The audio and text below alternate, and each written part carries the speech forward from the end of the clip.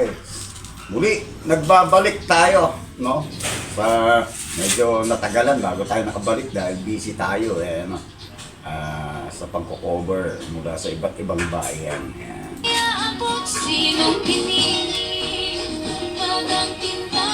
Siyempre, bago tayo magsimula sa ating talakayan, ay nais natin batiin, no? Siyempre, ang lahat ng COMELEC. Yan.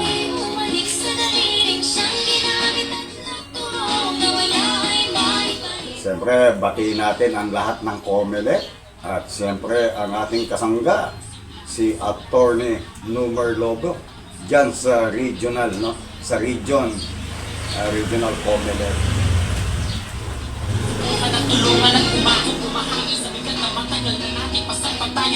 Siyempre, batiin na rin natin, at tapos ng COMELEC, batiin natin ang kapulisan. Siyempre, batiin natin ang parating number 1 sa region, no? Pagdating sa lahat ng aspeto ng katahimikan at kaayusan. Siyempre, ang parating number 1, ang Tarlac Police Provincial Office Provincial Director, Colonel Miguel Mike Guzman. At siyempre, gayon na rin, no? Ang lahat ng DILG. Ayan. Batiin na rin natin yung NBI, National Bureau of Investigation. Siyempre, yung Tardo Tarlac. At siyempre, batiin na rin natin lahat ng mayor.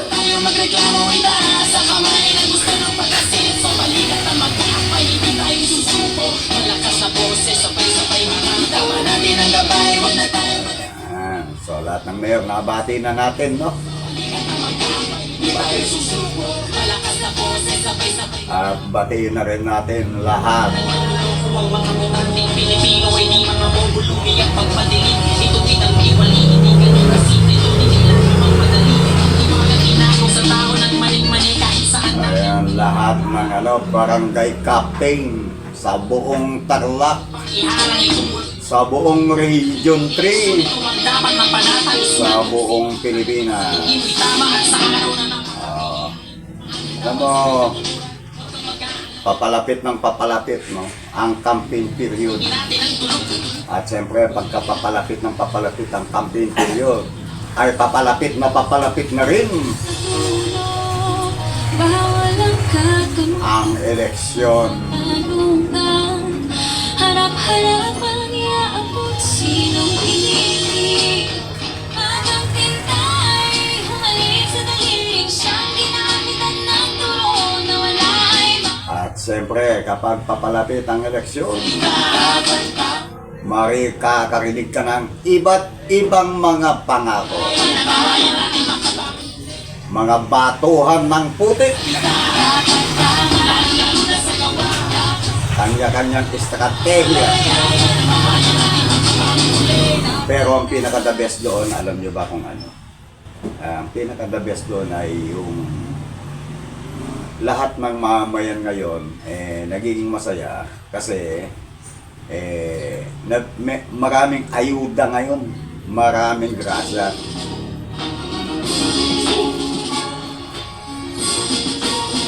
Merong nagbibigay ng bigas, food pack, mga groceries. dahil sa dulo, bawal ang kakamot-kamot sa katanungan. Harap-harap ang iaabot, sinong pinili.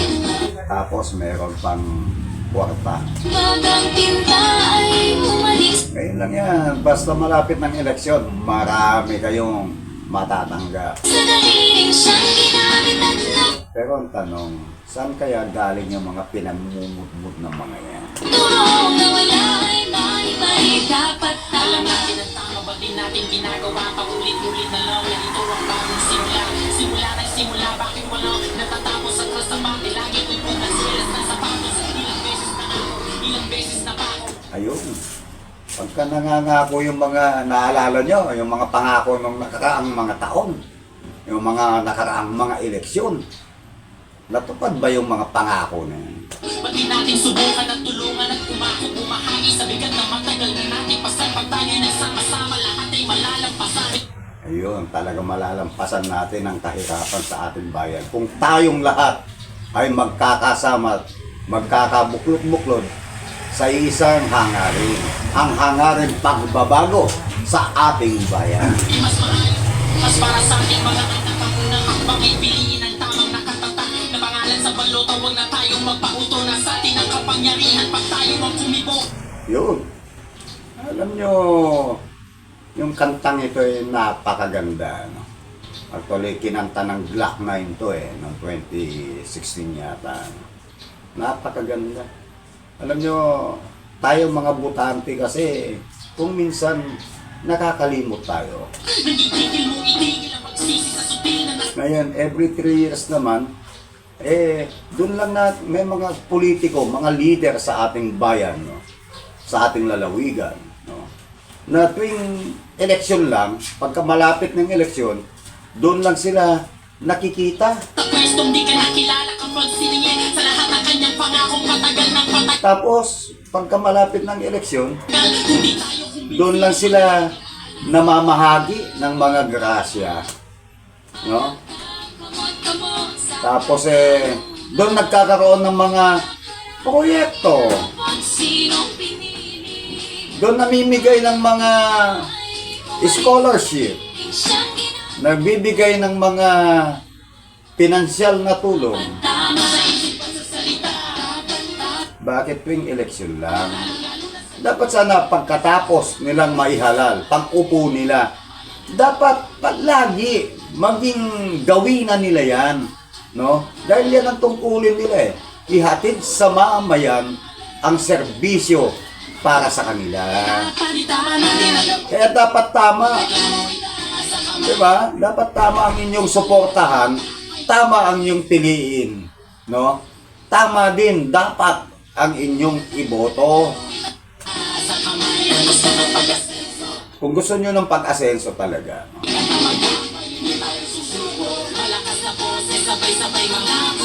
Yun ang sinasabi ko. Kung gusto nyo ng pagbabago, tignan nyo yung mga leader. Baka yung mga leader na yan, gumaganap lang yan pagka malapit ng eleksyon. No? Doon sila nagpapakitang gilas. Alam nyo kung walang yung nagpapaloko, yung mga manloloko na mga yan, yung mga politikong mga yan, wala na mga yan. Ating Pilipino ay di mga bobulumi at pagkakalin. Ito pinag-iwali, hindi ganun kasimple. So di kailangan magmadali. Ang tiwalang inayong sa tao. Meron nga, hindi ko alam, no? Kung totoo. Totoo ba na yung mga, tumanggap ng 20M? Mga congressman na pirma, no? Noong una kasi may balita ko, hindi nila pinirmahan. Pero yung mga representative natin, totoo ba na Kahit saan natin pilitin ay mali-mali umahon sa kahirapan at tulog. totoo ba yung chismis? Uy sa kumuloy. Yung kapalit ng pirma 20 million daw.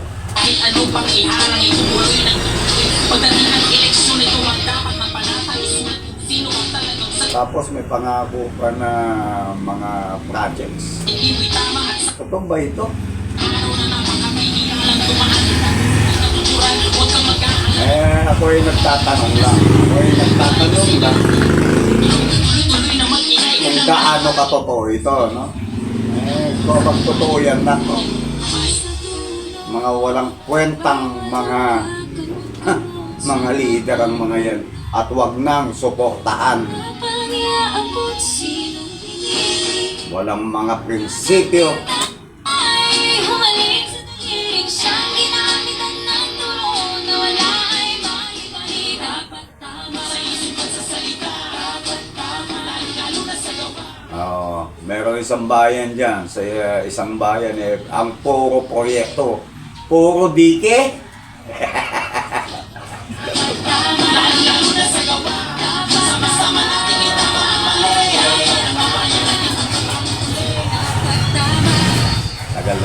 problema yung diki na yan, no? Yung sa may mga diki-diki. Diyan, ano eh, kumikita yung mga ano eh. Ay, nako! Tinta ay bumalik sa daliling siyang ginamit at nagturo. Pero napakaraming issue, no? May mga issue ng nag-file, no? Ng disqualification, no? Yung cancellation of COCs para dito sa aspirante bilang Tarlac City Mayor na si Governor Susan Yap, no? May mga issue ngayon na nakaharap Pangalan sa balota, huwag na tayong magpauto na sa atin ang kapangyarihan pag tayo magbumigo. sa complaint, no? Sutil na nasa pwesto. Laban dito sa mga apat na city councilors. Huwag na natin Dahil aalala. sa dulo, bawal ang kakamot-kamot sa Tapos dyan sa bayan na iba't ibang bayan, lalong-lalo na dyan sa bayan ng Hirona, yung mga kapitan ayaw magpadaos ng yung greet and meet na isang kasiyahan at papremyo na hatid ng kalabang kampo. Kaya siguro yung mga kapitan ayaw nila magpahiram ng mga covered court. Patay kayo dahil tuloy yung eleksyon, yari kayo. Isipin mo ilan yung mga butanteng nawala kagad sa'yo.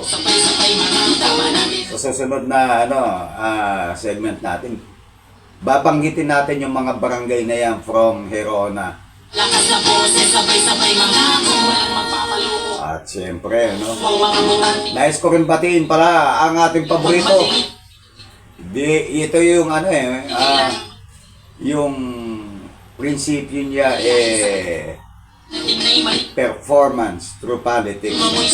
Kahit anong pang iharang. So, ibig sabihin, yung performance mo, yun ang maghahatid sa'yo sa larangan ng politika. Walang tuma.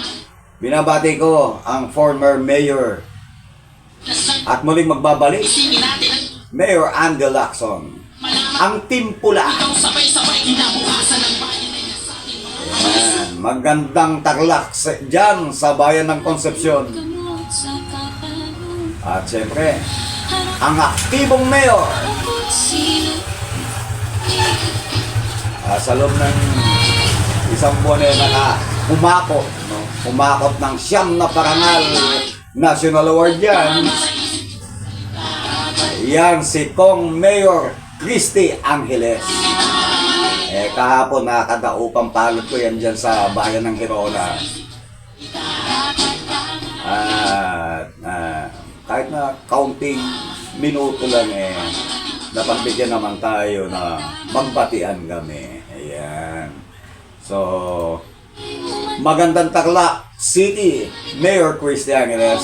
At siyempre batiin na rin natin, siyempre, Tama ba di? ang kanyang iorme na si Big Angeles. Bakit wala natatak? At siyempre, Lagi kutkod ng swelas ng sapatos. batiin na rin natin dyan sa bayan ng Hirona Natin subukan at tulungan. ang walang kupas sa pagtulong sa pangunguna ni Vice Mayor Ronald Nonoygo. Tingin ang tamang nakatatak na mga At siyempre ang kanyang future Vice Mayor yarihan pa.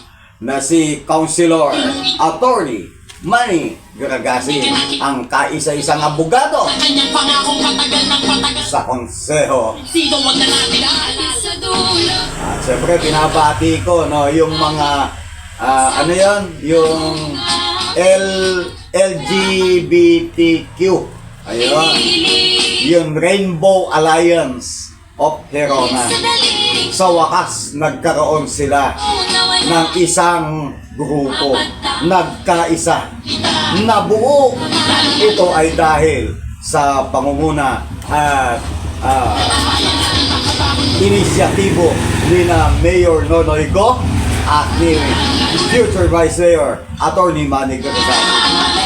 Ayan, ang saya-saya. Panoorin po ninyo sa Facebook namin. Ito po ay ginawa namin kagabi. ginawa namin segment. Malakas na boses, sabay-sabay Napakarami. At saka ang saya-saya. gusto na pagas. No? So, simula na yan. Malakas na boses, sabay-sabay mangako.